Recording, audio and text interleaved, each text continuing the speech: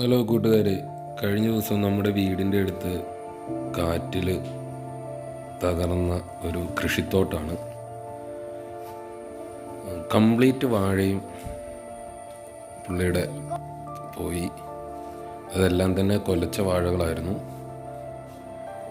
അവിടുത്തെ കാഴ്ചകളാണ് നിങ്ങളിപ്പോൾ കാണുന്നത്.